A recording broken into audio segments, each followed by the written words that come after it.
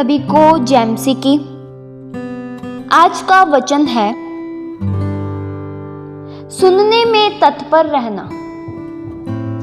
याकूब 1 के उसके 19 वचन में लिखा है, हे मेरे भाइयों, यह बात तुम जान लो, हर एक मनुष्य सुनने में तत्पर और बोलने में धीर हो। जो प्रियो आप मन से सुनते हैं वही आप सीखते हैं और अपने जीवन में फिर लागू करते हैं।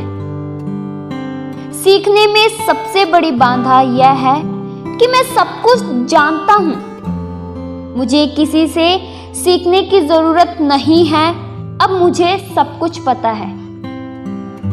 यदि प्रियो आप भी ऐसा सोचते हैं कि आप पहले से सब कुछ जानते हैं, तो मैं फिर औरों से क्यों सीखूं?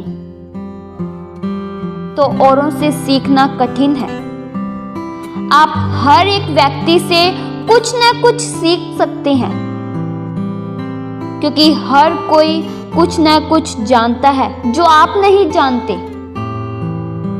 अहंकार प्रियो आपको दूसरों से सीखने से वंचित कर देता है।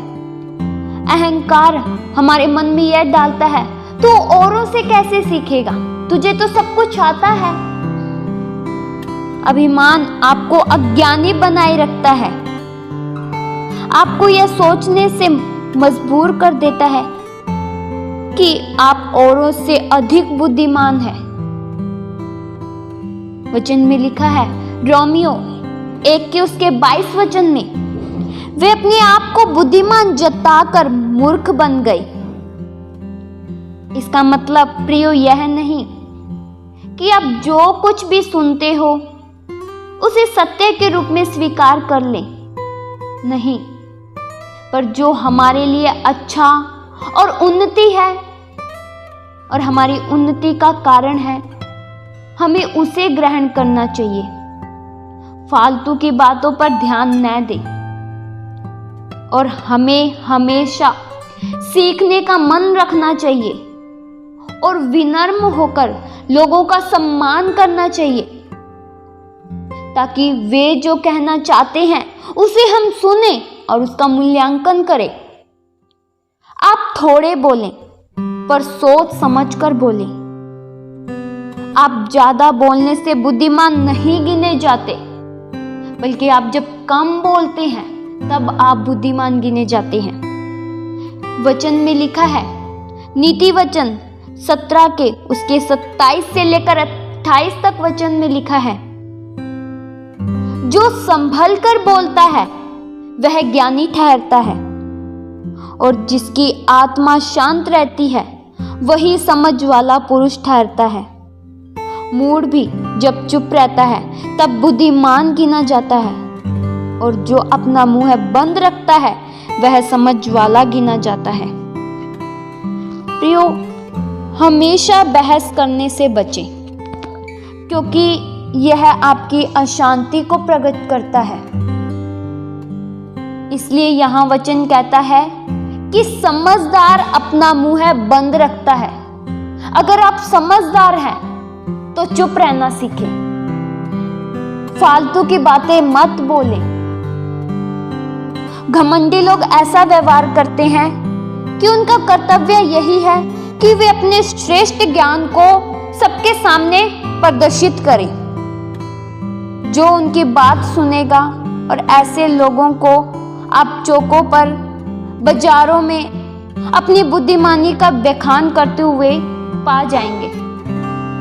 ऐसे अनेक लोग हैं जो घमंड में आकर अपनी बुद्धि के बारे में कि मेरे पास ज्यादा ज्ञान है, बाजारों चौकों में अपनी ही बात करते हैं। वे बोलने में ऐसे बहुत तेज होते हैं क्योंकि वे ऐसा सोचते हैं कि वे सही कर रहे हैं। कई लोग यात्राओं में भी जब वे सफर कर रहे होते हैं तो वे बहुत बोलते हैं, तो इससे कई यात्रियों को परेशानी होती है। तो कई बार यात्री लोग झुलझुलाकर उन्हें चुप करवा देते हैं और कहते हैं इतना मत बोल।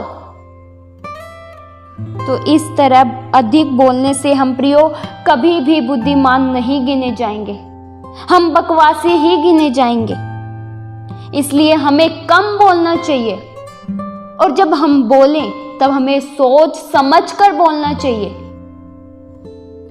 वचन में लिखा है, नीति वचन 10 के उसके 19 वचन में, जहां बहुत बातें होती है वहां अपराध भी होता है, परंतु जो अपने मुंह को बंद रखता है वह बुद्धि से काम करता है।